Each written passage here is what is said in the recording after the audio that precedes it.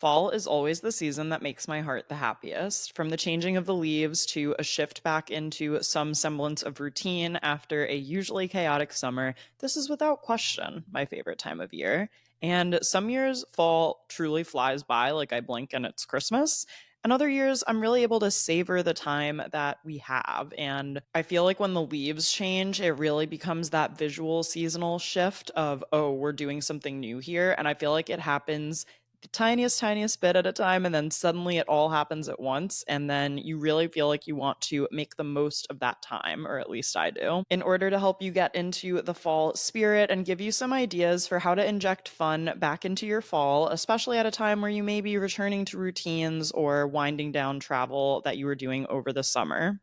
Today's episode is your fall bucket list. Now, some of these ideas are super simple and can be executed in 60 seconds or less, and others require a bit more work or planning, but I think they're all guaranteed to put a smile on your face and help you embrace this beautiful time of year. Before we get into our fall bucket list, let's do a little create and consume. If you're new to the podcast, hello, thank you for being here. I also always say this at the end of every episode, but if you've been a listener for a while, please, if you have 1 second right now, take a moment to rate and review the podcast, especially on Apple Podcasts. That helps me more than you know. It really helps get the show in front of more people. And when people see that you love a podcast, they want to listen to it as well. So if you haven't had a second to do that yet, it would really mean a lot to me if you could do so now. And if you're new here, the show you're listening to is called Create and Consume, and we also do a Create and Consume segment at the top of each episode because I personally am always creating and consuming in this era of digital content that we currently live in. And I know that I'm not the only one. So you can also leave a comment if you're watching on YouTube. You could leave a comment if you're listening on Spotify. You could send me an email. You could comment on any of our social media accounts, all of which are linked in the show notes, to let me know what you are creating and consuming as well. And please do tell me because I want to chat about all of the things. For what I've been creating in the past week, I finally get to share that I did a brand partnership with Canva, which you guys know is not only a tool that I use every single day, but truly an essential part of my business as a content creator.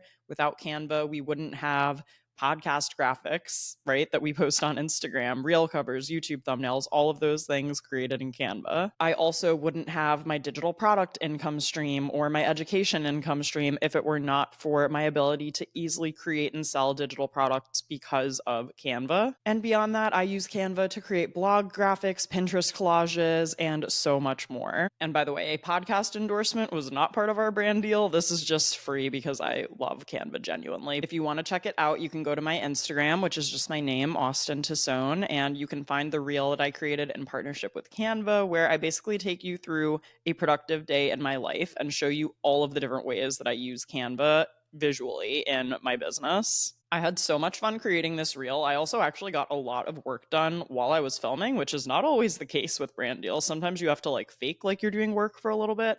It was actually a very productive day in my life just because I have all of my systems and workflows down so well within Canva. And if you guys are new to Canva and you haven't tried it yet, I do also, unrelated to this campaign, have a link for a 30-day free trial of Canva Pro, which I really do recommend, especially if you are a creative person or you use Canva for your business at all. So I can leave that link for a discount in the show notes. But I just can't believe like Canva is one of those brands that for the last 5 years, if you've asked me like what's your dream brand partner, it's always on the list. So the fact that I actually got to work with them and showcase how I use Canva in my business is a dream come true for me. Like, not to be dramatic about it, but it really is. So I'm so appreciative that Canva noticed me and wanted to work with me on this campaign, and I'm really proud of how it all turned out. Switching gears completely for what I am consuming this week. And by the way, I know the last episode of The Summer I Turned Pretty will have dropped by the time this episode comes out. I am recording this a little bit ahead of time, so I will not have watched it by the time you're listening, but I will have watched it by the time you're listening, but I have not watched it at the time of recording. So can't speak to it right now, but I am dying to see how it all wraps up. So hopefully I'll talk about that in a future episode. But actually what I've been consuming this week is news about the recent announcement that Taylor Frankie Paul has been cast as the Bachelorette. And instead of doing Bachelor season 30, they are now doing Bachelorette. What season even is this? I guess 22 if Jen Tran was season 21. And then Charity Lawson must have been 20. Yeah, so I think this will be Bachelorette season 22. And this was announced on Alex Cooper's Call Her Daddy podcast. This is fascinating to me for many reasons. And I think that this is definitely a polarizing decision. Like, I had one friend text me and say, like, I've had a good run with the franchise, but I absolutely am not going to watch it this time. And I've had other people text me who are beyond excited for this season. And I fall closer to the beyond excited because I won't go into this right now because I actually recently did record a whole episode about reality TV dating shows. So I will link that in the show notes if you want to go back and hear my extended thoughts on this. But essentially, the Bachelor franchise has been in trouble ratings wise. They are not streaming exclusively on platforms like Hulu or Peacock the way that, Love Island is or that Love is Blind is on Netflix. And when you still have a network to answer to and your ratings have been dropping, you got to do something to compete with Love Island. And this is something that they're doing. They're taking a swing here. They cast Taylor Frankie Paul, who I believe has over 5 million TikTok followers, I believe close to 2 million Instagram followers as well, who is a big star from Mom Talk, and then who also stars in The Secret Lives of Mormon Wives, which is also under the Hulu ABC umbrella. I do not follow Taylor. I do not watch The Secret Lives of Mormon Wives. I know nothing about her. But the reason I'm excited for this is because I think it's kind of an acknowledgement that we are moving out of the right reasons era and we're moving into embracing The Bachelor and Love Island and all of these other shows for what they are, which is an opportunity to be a big reality star, to provide entertainment, and to create a good TV show. Because so rarely is the outcome of The Bachelor actually a lasting, happy marriage, as it was originally pitched back when the show started airing in 2002. I actually feel like this is a very smart move from the producers. And again, while it's polarizing, people are going to watch, people are going to tune in. I've essentially just been consuming everyone's reactions to this news. I watched part of the Call Her Daddy episode. I watched an episode where Game of Roses talked about this casting choice as well, and they do some of the best reality TV dating game coverage out there. So I will leave a link to that in the show notes if you'd like to go watch their coverage as well. They definitely talk about it more than I intend to in today's episode, because now that we are done with Create and Consume, we're going to circle back to the topic of today's episode, which is our fall bucket list. Now, for me, the fall bucket list always feels more achievable than the summer bucket list, which I actually have also previously done an episode on that I can link in the show notes. And I feel like the reason for this is because the activities align more with how you're probably already spending time this fall and what you have coming up. So I've got 20 things for you on this fall bucket list. And like I said, these range in effort required from you, from simply striking a match, which we'll get to in the first thing on this list, to actually putting in some effort and coordinating with friends and planning a little get together. So let's jump right in with number one, which is light a new fall candle. To me, smell is the sense that we have that always hits the strongest for me. Like when I walk in and I smell something amazing or something, not great, sometimes walking around the city like trash or whatever, that really does set the vibe and set the tone. So one of the easiest possible ways for me to get in the fall spirit is to get some kind of fall candle. And the scent options are kind of endless and they're totally up to you. You can go for standard pumpkin, you can go for apple, you could do something more cinnamony or spicy in that sense. You could look for maple candles, you could look for candles named after fall baked goods that you love. If there's an apple candle that exists, there's surely an apple pie candle that exists. And what I love about this is you can go super cheap and super easy with it. I mean, if you walk into, Home Goods, Target, any of those places, you can easily find a seasonal candle for $10 or less. However, if you're open to it and have a little bit of room in your budget for candles, which, listen, for the right candle, we can all be persuaded, I think. I really do recommend the brand Hotel Lobby Candle, which is Lindsay Silberman's brand, and I have just always been impressed by every single scent that I've tried from Hotel Lobby Candle. I have not had one disappointment yet, which when you're spending $58 on a candle, you would hope is the case. But I just really respect and admire like how she's built her business. And I truly do love all of her scents, which are really like rich and deep and layered, a little bit more sophisticated, I would say, than what you could get from a Target or a Home Goods in that regard, as you would expect for the higher price point. So really depends on which end of the spectrum you want to be at. But if you are looking to get your first hotel lobby candle, treat yourself, or even bring it, when you're visiting a friend or family, something like that, a couple of fall quote unquote scents from them that I personally just feel are very fall inspired are Aspen, which they actually did in collaboration with Hotel Jerome, which is in Aspen. Another scent is Napa Valley, which I got to smell at their holiday pop-up last year, but I personally have not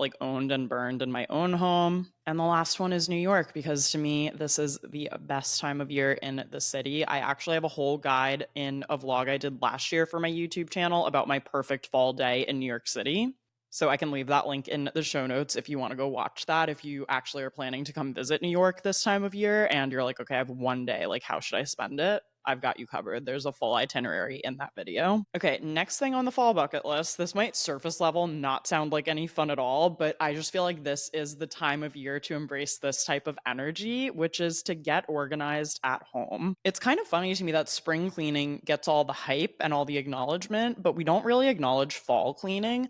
But it's the perfect time. If you look at the calendar and we're talking in cycles here, it actually is the perfect time to go through all your stuff again, to declutter, to rid yourself of anything that's holding you back, so to speak. And it feels even more right to do that because of all the back to school energy. We are also currently in Virgo season where I am thriving and living my best life. And you're going to feel so much better resetting your space before the holidays, before things get really hectic. You're off visiting family or you're hosting people and you just want to know where everything is. You want to be able to know, where is my serving platter if you're going to be putting food out. If someone's coming to stay with you for a week, maybe you can clear out a drawer for them in the guest bathroom. You know what I'm saying? So some other ideas for how to do a fall reset. You could do a closet clean out. This is also a great time of year because then you also get to go shopping. And this is definitely my favorite season to shop as well. I also, when I'm doing my closet clean out, will kind of switch my wardrobe from summer to fall. So shorts and bathing suits go in storage bins that I don't need access to. And then the long sleeves and those basics start to make their way more to the front of my closet when I need them. And also just freshening up decor. Maybe for your living room, you have a lighter blanket that you put out during the summer months, but then as we get into cozy season, you want something a little bit thicker as it gets colder out. Honestly, getting organized at home and taking advantage of all this back to school energy is one of my favorite things to do this time of year. And you can make it fun. You can put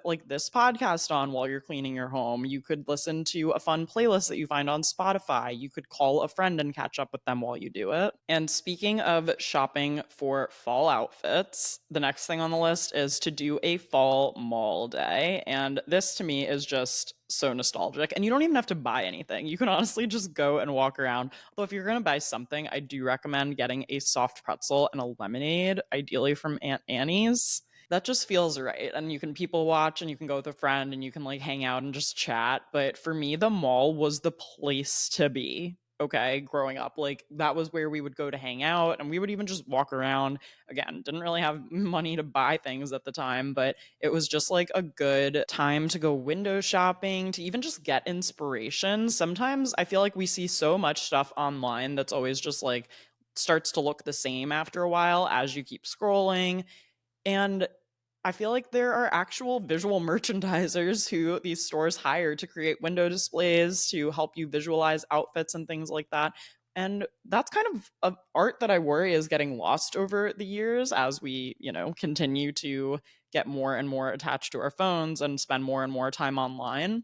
I just feel like it's refreshing to go and actually see everything in person, to be able to try multiple things on. Even if you use it as a recon day to be what size jean am I right now at Abercrombie? What size jean am I right now at Urban Outfitters? And ask yourself those questions and keep track on a note on your phone so that then when you go to order things in the future, it's you already have all that information covered. I definitely feel like I'm in need of that. I currently have no idea what size I am at most stores, and that makes shopping kind of hard. And obviously, you can go into different stores that feel nostalgic to you and also restock some of the things that maybe you just have been meaning to but you haven't had a chance to. Do you need a new lotion that isn't 8 years old. And restocks maybe some things that you've been meaning to. Like, do you need a hand sanitizer for your purse? Are you almost out of body lotion? Like, just to have everything covered and ready to go. Again, especially heading into the holidays if you plan to host anybody, or just so you don't have to spend time like running out at the last minute for things and you're kind of fully stocked. It reminds me, for some reason, I'm thinking of like woodchucks and how they like store the wood away for winter. Wait, that doesn't sound right. What do woodchucks do, actually? Okay, I just did a quick Google search and just learned that a groundhog and a woodchuck are the same thing. I'm not learning much about what woodchucks do to prepare for winter, though, so maybe scratch what I just said. But honestly, like visiting like Bed Bath and Beyond, even like Abercrombie, I mean, I know it's different from the Abercrombie we grew up with, but stores like that are just like fun to visit and where you can hopefully stock up on some cute new things for fall and winter. Okay, another thing on my fall bucket list is to try either a new fall coffee or baked good from a local coffee shop. If you guys watched the Perfect Fall Day in New York City vlog that I was telling you about earlier, you will see that I do try some kind of delicious, like cinnamon babka almost type of thing. Whatever it was really, really good. And I also got a chai latte from a New York City coffee shop that I had never been to before. And this can also be easily accomplished for me here in Hoboken. So thinking beyond just the pumpkin spice latte, which is probably very polarizing at this point. I personally am not a fan, but I know lots of people who are. Look for things like, I don't know, apple crisp macchiato, maple latte, cider donuts. I don't know. There's so many different things that I feel like appear on fall inspired menus this time of year. I feel like local coffee shops, especially, get it and get really creative with their different recipes. Last year, The Hive, which is one of my favorite coffee shops in Hoboken, did an apple butter chai, and it was actually really good. I thought it was going to be way too sweet for me, but it was delicious in all the right ways. And if this is an activity that brings you joy and that you want to do more than once, I would challenge you to get like a September latte and pastry combo, find your October latte and pastry combo, and then find your November latte and pastry combo. I feel like it's just a fun thing to do like on a Saturday morning or even like after work one day, like a little wind down coffee. I am getting more and more into a wind down coffee as I get older. I feel like in my 20s, whenever I would be like out to dinner or something and then they would come around and ask if anyone wants coffee or dessert by the end, I would always be like, "What, coffee?" Like, "No, I just had all my wine, like I'm good to go."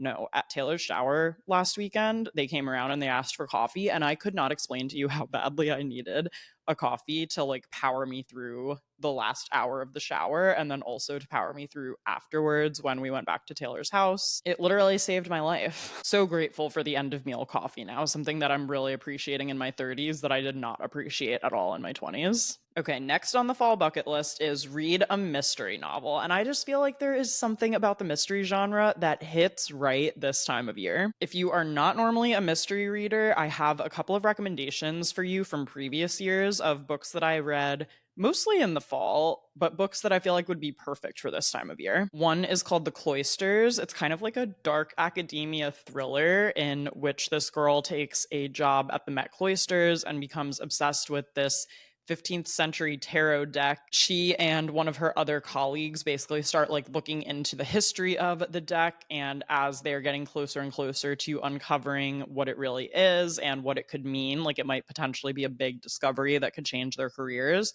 some obstacles come up along the way that they have to deal with. That one's great for any of my other fellow art history majors out there. That was my college major, so this book was right at the top of my list for last year, and I actually have a lot of thoughts on it. So if you do read it, please DM me so we can discuss. Another mystery to recommend is Such a Bad Influence by Olivia Mentor. I know Olivia from my magazine editor days, and this was her debut novel. It is about a child influencer, essentially, like someone who went viral at age 5, who is now 18 when the book starts, who mysteriously disappears mid live stream. And it's up to her sister, who has lived in contrast a very offline life, to kind of track her down and figure out what happened and where she went. Another academic recommendation, because again, it's fall, it's back to school season, is Society of Lies. We read this last year for book club, and it basically follows two sisters, Maya and Naomi, with ties to Princeton and specifically a secret society at Princeton. Something happens with one sister and it's up to the other sister to kind of like retrace her steps and figure out like what has happened. Another one is First Lie Wins by Ashley Austen. This was one of my top books that I read in 2024. And again, I usually am more in like the romance genre. So to have a mystery book get on top of that list was pretty substantial, I would say.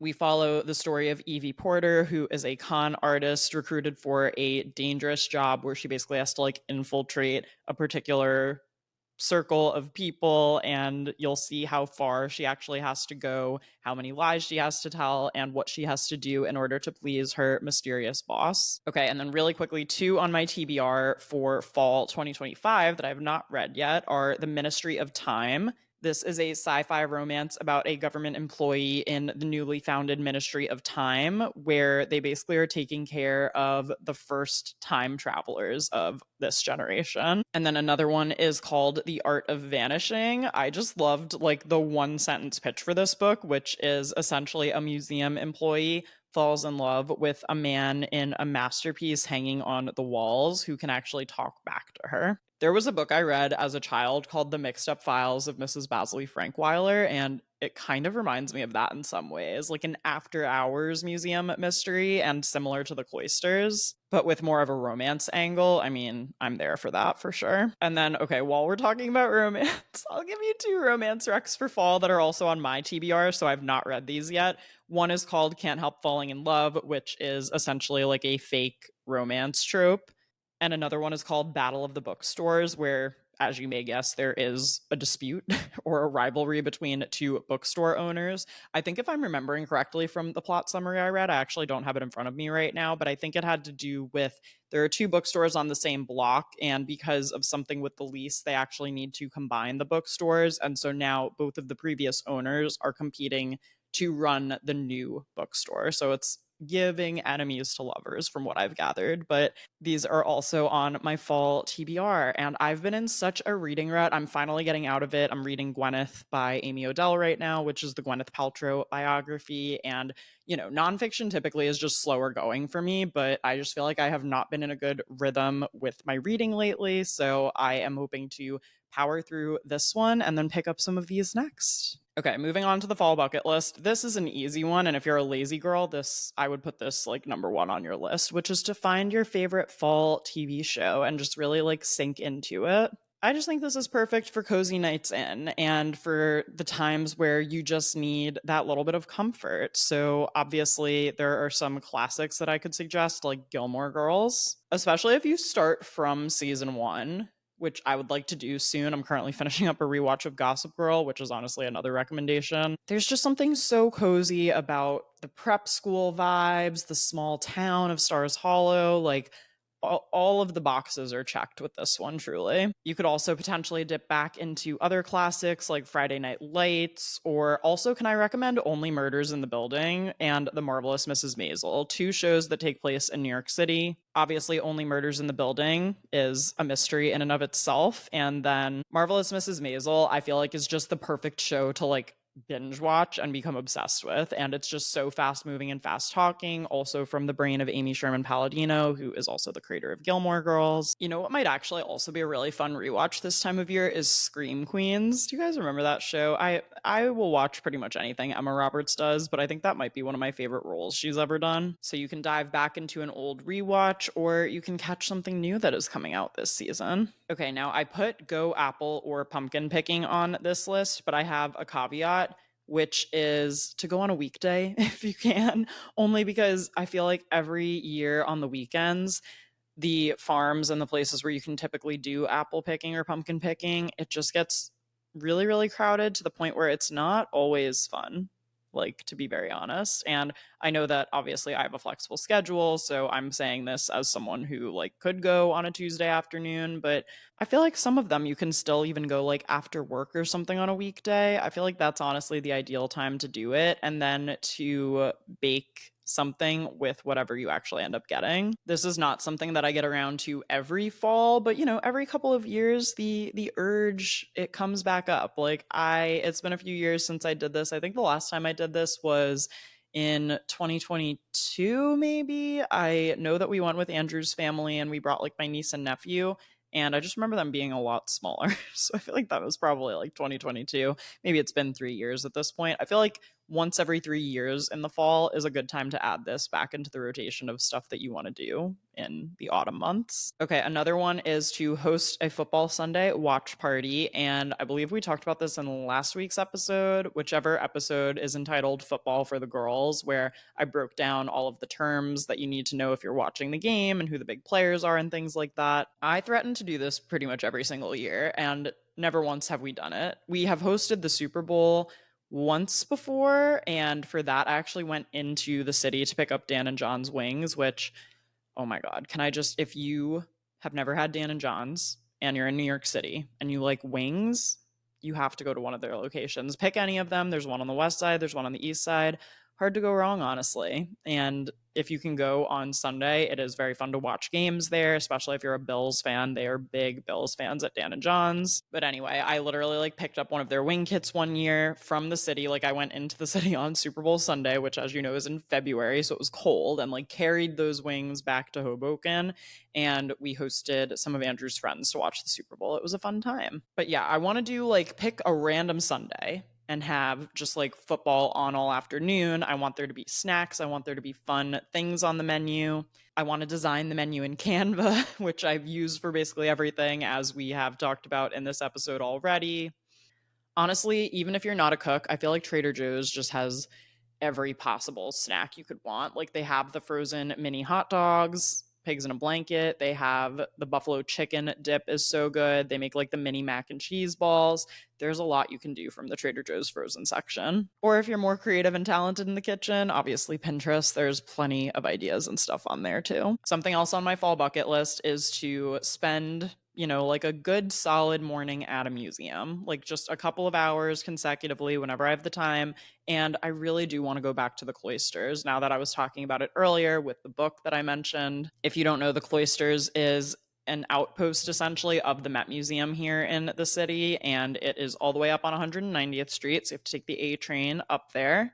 And it is also close to a park, which, like, when the leaves change this time of year, it is absolutely gorgeous to be up there. And I just absolutely love it. It has a lot of medieval art in there, too. Such a fun visit. And they also have the gardens on the property as well. I just think this is such a fun idea for a fall outing. Like, you can go with a friend. You don't really have to be on your phone. You can wear a cute outfit. You can just, like, soak in and enjoy some real three-dimensional art in front of you. My New York City recommendation is definitely the cloisters if you're here. If not, pick any local museum near you. And it honestly is just so nice to get out and see things and see what people are creating and willing to share with the world. I honestly am always so impressed whenever I see works of art that are just like in front of my eyeballs. It's so crazy. Okay, now another thing on my bucket list was plan a trip just somewhere where I can go see fall foliage. So this could be a day trip. I actually did this last year with my friend Devin. We ended up going to Cold Spring for the day, and it was so beautiful there. I have a couple of other places on my list. Also, if you are in the tri-state area and you need any recommendations for the Hudson Valley or the Catskills region, I have a blog post with a couple of different destinations for day trips or weekend trips, so I can link that in the show notes. And then for me, a few places that are still on my list is to explore more of the Adirondacks. I have been to Lake George twice now and really love it up there. I've never been during fall, though. I've only been for summer, so I feel like that would be a beautiful place to see this time of year. I've also heard great things about the Berkshires, have never been, and one other thing that's still on my list is to visit Stowe, Vermont. Andrew and I were actually supposed to go for a mini moon right after we got married, which our 2-year anniversary is coming up in a few weeks. That is so crazy. And we didn't end up going because if you guys remember from my wedding day story episode,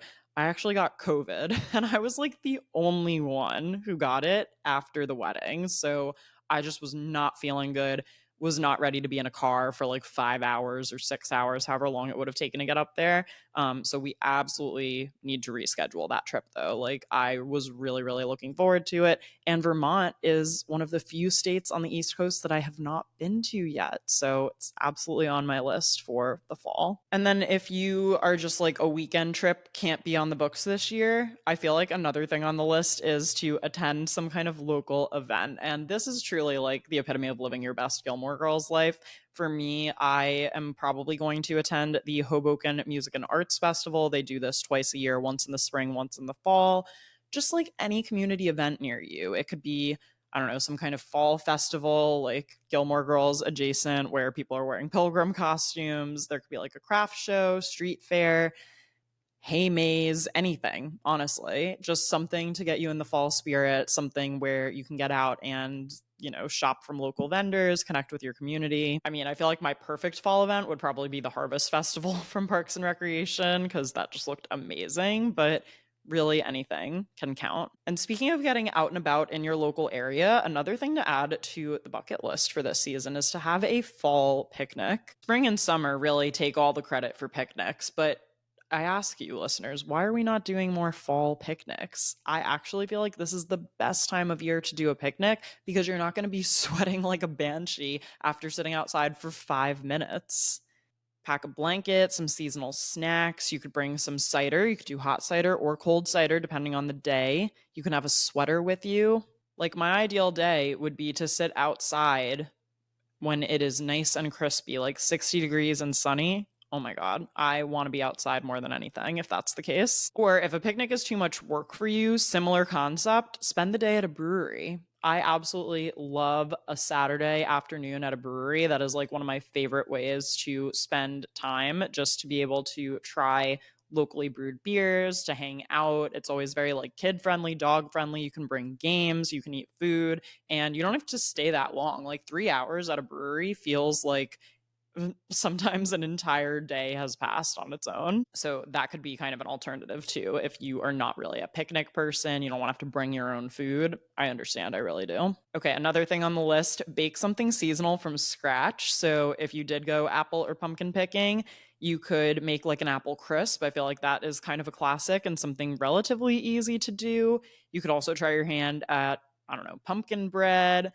a homemade soup. I actually, a few years ago, did make a butternut squash soup using some butternut squash from my in law's garden, and it actually came out pretty good, I would say. Just sliced that squash up, threw it in the blender, then was cooking it on the stovetop, added in some spices. It was pretty delicious. And hot tip, this could also be a great chance to test drive a recipe ahead of the holidays. I feel like, the holidays roll along, you offer to bring something, you're like, sure, I could bring a dessert, and then you try to make something for the first time and you're like, wait, I've never done this before, have no idea what we're doing here, didn't account for this, need to adjust for that. This is a great time to just try it in advance so that when you volunteer to bring the apple crisp to Thanksgiving, it actually is going to turn out great. Or maybe some of you get cooking right on the first try. I don't know. Speaking from personal experience, that happens to me like 2% of the time. Okay, another thing to add to the fall bucket list that I think is just like a fun creative challenge, even if you're not a content creator, is to try to recreate a fall inspired Pinterest image. And I feel like this goes back to, I don't know, like even before content creation and influencing was a thing, when I was growing up with my friends, we would always just like stage random fun photo shoots for each other. Maybe this is just a me and my friends thing, but I did this with people who did not go on to become content creators. So that makes me think it was more of a universal experience. That and like filming music videos in your basement, but we don't need to go there right now. I don't know, like in the age of when we just had digital cameras, that was one of the primary activities that I feel like came to our minds. I have a very distinct memory actually of this one Pinterest image that I recreated. I must have been either like later on in high school or early on in college. I can't remember which one, where I had seen it on Pinterest. It was like a girl with like her cute combat boots and she had like these tall socks, and in front of her feet was almost like an ombre of different fall leaves. So like in front of it, it was like a red and then an orange and then a yellow and then a green, and it looked so cool. I specifically remember like spending a lot of time trying to recreate that image, and it was actually just like fun. It was a fun little creative challenge, almost like a mini creative scavenger hunt. I just think it's something fun to do. You could find like the perfect stoop with a pumpkin in front of it, take a cute picture at a fall coffee shop with your little scone and pastry next to you. I don't know. I just think there's something fun about it. And for me, also as a content creator, I definitely want to level up some content, create some good fall content coming up this year. So that's just something I'm thinking about. Another one on the list, go to a local farmer's market. I think in Hoboken, the outdoor farmer's markets usually go through the end of October. So hopefully that by the time you're listening to this, there's still plenty of time to find something local to you before it seasonally gets kind of too cold to do the farmer's market. And this is a great chance to also get inspired if you feel like you've been in a cooking rut by seasonal produce like squash, apples, I think Brussels sprouts, which I don't eat because they're poser baby cabbages, and I have a thing with leafy greens. I don't like eating them. But I think they are a fall vegetable technically. Just get some inspiration for cooking, support a local business or a farm. There's something so nice about like a stroll through the farmer's market again on a crisp morning. You've got your coffee with you. Oh my God, I just absolutely live for this time of year if you can't tell. Another idea on this list is to do a Halloween movie marathon. You could do like spooky versus cozy, you could do classics versus newer films. I feel like the options are endless. I mean, if we're talking like Disney movies, Hocus Pocus, Twitches, come on, Twitches is actually such an iconic Disney Channel original movie where Tia and Tamara Mori are twin witches, aka Twitches. I'm sorry, that film is so iconic. And it also is the perfect use case for Ali and AJ's song. Also, if you're not a Halloween movie person and you've ever watched the television program Brooklyn Nine-Nine, might I suggest, Andrew and I actually did this one year, and I kind of want to do it again, watching all of the Halloween heist episodes, just like one after the other. I feel like people do this with like the Gossip Girl Thanksgiving episodes or the Friends Thanksgiving episodes and Christmas episodes. Shout out to Brooklyn Nine-Nine for making Halloween their holiday because that is something that always sticks out to me in my brain. And to be able to watch all of the Halloween heist episodes back to back to back is so satisfying, honestly, especially once you get to one particular episode. I won't say anything else if you have not watched Brooklyn Nine-Nine. Next on the list is to go for a long fall walk or hike. And can I just actually say right now, since meeting Andrew and his family, I have been on more hikes than you could imagine, okay, in the last few years. And I am not great at it. I usually do beginner hikes, usually like out and back trails. But when the vibes are right and when I am aware of how long we're going to be hiking and I'm not deceived saying, oh, it's just going to be a quick little hike, and then it ends up being like 3 hours and I'm very hangry and I didn't bring a granola bar with me, it can be a good time. So if you are looking for like a shorter, more naturey walk, honestly, just love a walk around the neighborhood. One thing that I actually did a few years ago when Andrew was marathon training for must have been Big Sur, I want to say, was I did a walk around the Van Vorst Park area of Jersey City.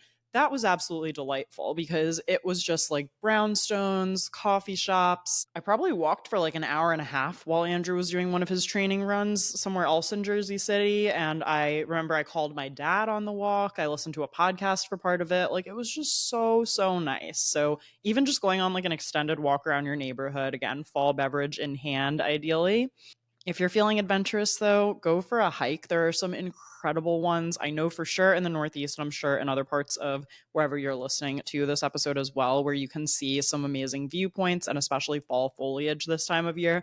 I will say, if you're going to coerce me into going on a hike, the promise of a cute picture at the top with fall foliage will get me there faster than if I don't know that that's part of the equation. So I did feel the need to mention that. Also, if you are a beer drinker, I do have a book that Andrew and I got a few years ago called Beer Hiking in New York. And I know that there are other similar books in different regions. Beer Hiking in New York actually maps out different hikes that you can do and then also a nearby brewery that you can go to afterwards, which I am not mad about that. That is a good trade-off for me of yes, we're going on a hike, but your reward at the end of it will be that you can sit down, try a new beer, like hang out and relax afterwards. That is another way to coerce me on a hike. I definitely should not be revealing this information publicly. But if you wanted me to go on a hike with you, again, foliage, brewery, some good ways to do it. I will leave a link in the show notes to beer hiking in New York, though, and they definitely have it for other regions. I feel like I've seen it for like the Washington State area before. I think I've seen it for New England as well. So there are definitely other offshoots of this book. Okay, another one for the gals, which according to my Spotify analytics is like 96% of you, is to try a new fall beauty trend. I did do a whole YouTube video last year with a brown inspired makeup tutorial where I used mostly like brown warm toned products to do a makeup look. absolutely love that one. If you want like the full tutorial, I can link it in the show notes. Or if you just want to dip your toes, you could do just like a deeper nail polish shade than what you normally do. You could try like a berry lip color. You don't have to go full fall with every little thing, but I feel like trying some more burgundy tones, like deeper, warmer shades this time of year, it's a perfect time to experiment. Another easy way to get yourself in the fall spirit is to decorate your home seasonally. And I actually don't have any of my fall decor with me. It is at my parents' right now, but I just love like the little fall touches. I don't do anything that crazy, but I do have some little pumpkins that I've gotten from like Target and Home Goods over the years that I typically put out on the mantle. I actually have a little faux autumn leaf. What even would I call it? I guess a garland, technically, that like I also drape over the mantle. I also have this cute little wooden sign that I put by the coffee bar because it has some kind of autumn coffee rhyme to it. Hold on. I'm going to go back in the recesses of my brain and tell you what this sign says. It actually is double sided. I know for sure one side says autumn leaves and coffee, please. And then I can't remember what the other one says. Possibly something pumpkin spice related, which is why it's not registering my brain right now because I'm not a fan of pumpkin spice as discussed. But anyway, you could do just like a fall wreath on the door, like I was saying before, with swapping out like a lighter blanket for a cozier blanket. I just love all of those little touches. It does not have to be anything extravagant. There's so much you can do for like $50 or less to just add those little touches of fall back to your home, and do it now because before you know it, it's going to be like holiday season anyway. And then the last thing on the list is to host a Friendsgiving or potluck. And I love this because it just means that one person is not solely responsible for providing every single item of a meal altogether. Like the thought of hosting Thanksgiving actually stresses me out. I'm 31 years old and I have never done that before. Partly because, apartment Thanksgiving and like the parking in Hoboken, not always the easiest to have a bunch of people over. But how does everybody time everything to come out warm and ready at the same time, especially the turkey? Oh God, that makes me so nervous. So that's why, like, if it were just cooking a turkey and everyone else was bringing sides and dessert and wine and stuff like that, I would be good. We did do a Friendsgiving one year. It must have been like 2018 or 2019. I can't remember which one exactly, at my friend Jesse's apartment in Astoria with her roommates, where I did actually make and prepare green beans at my apartment and like brought them over. So that actually worked out so well. I would absolutely do something like that again. I feel like when everybody brings a dish in the potluck style, it is low pressure, it's festive, and everyone gets involved. Everyone gets to feel like they were a part of actually making the meal that you're now eating. So who knows? Maybe I will host something like that in the fall or the upcoming months. And I might even have a new space soon to do something like that. So be sure to stick around, you guys. There are some exciting updates coming your way in the next few weeks, and I'm super excited to share everything.